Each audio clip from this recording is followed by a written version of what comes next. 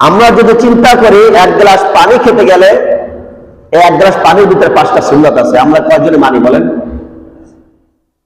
এক গ্লাস পানি খেতে গেলেও 5টা সুন্নাত আছে, কিন্তু আমরা বাস্তব জীবনে 5টা সুন্নাত মানি না।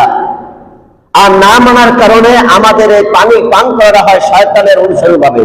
কিন্তু রাসূল সাল্লাল্লাহু আলাইহি সাল্লাম যে আমাদেরকে আদর্শ শিখিয়েছেন এক গ্লাস পানি খেতে গেলে 5টা সুন্নাত আছে, সেই সুন্নাতটা আমরা অনেকে জানি না আর মানতে পারি না। আজকে আমরা শিখে নেব এক গ্লাস পানি খাওয়ার ক্ষেত্রে সবসময়ের জন্য আমরা খেয়াল করি, তাহলে আমাদের এটা হবে নেক আমল। আর যদি এই সুন্নাতটা যদি আমরা অবহেলা করি তাহলে এটা হবে আমাদের বদ আমল। এই জন্য আল্লাহ পাক রব্বুল আলামিন পবিত্র কোরআনের ভিতরে বলেছেন, মান জা বিল হাসানাতি ফালাহু আশরু আমসালিহা ওয়া মান জা বিস সাইয়্যাতি ফালা ইউজা ইল্লা মিসলাহা ওয়া হুম লা ইউযলামুন। যদি কোনো বান্দা নেক আমল করে, একটা নেক আমল করবে, আল্লাহ পাক রব্বুল আলামিন তার আমলনামায় 10টা নেকি দান করে। সুবহানাল্লাহ বলেন। আবার আল্লাহ পাক রব্বুল আলামিন বললেন যে যদি কেউ একটা গুনার কাজ করে তার আমলনামা ওই একটা গুনাহই লেখা হবে।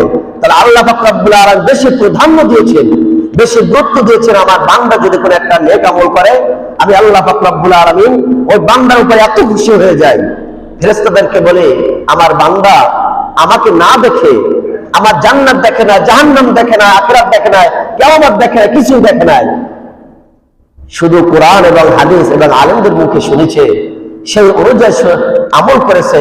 আমি আল্লাহ পাক রব্বুল আলামিন ঘোষণা করে দিলাম, আমার বান্দার যদি কেউ একটা নেক আমল করে, আমার বান্দার আমলনামায় 10টা নেকি দান করে। সুবহানাল্লাহ বলেন। এটা আমার কথা, এটা আল্লাহ পাক রব্বুল আলামিন পবিত্র কোরআনে বলেছেন, মান জা বিল হাসানাতি ফালাহু আশরু, 10, তার আমলনামায় 10টা নেকি দান করে। তো আল্লাহ পাক রব্বুল আলামিন এই নেকি দ্বারা আমাদেরকে বুঝিয়েছেন যে তোমরা বেশি বেশি যদি জান্নাতে যেতে চাও তাহলে তোমরা বেশি বেশি নেক আমল করো। আজকে আমরা বাস্তব জীবনে যদি দেখা যায় যে নেক আমল কি জিনিসটা আমরা জানি না। এই 5টা যে সুন্নাত, এক গ্লাস পানি খেতে গেলে আপনারা যদি একটু খেয়াল করতে, কোনো কষ্টের কিছু না।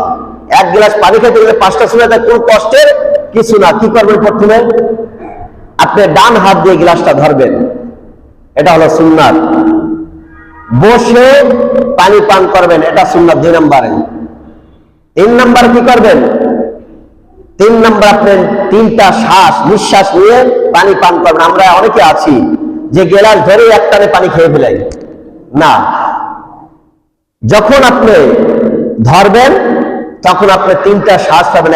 প্রথম ঢোকে খেয়ে একটু শ্বাস ছাড়বেন, ছাড়ার পরে আবার খাবেন, আবার শ্বাস, 3 ঢোকে খাওয়া, এটা হলো সুন্নাত।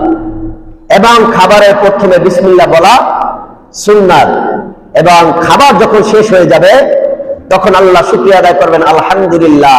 এই 5টা, এক গ্লাস পানি পান করতে গেলে 5টা সুন্নাত।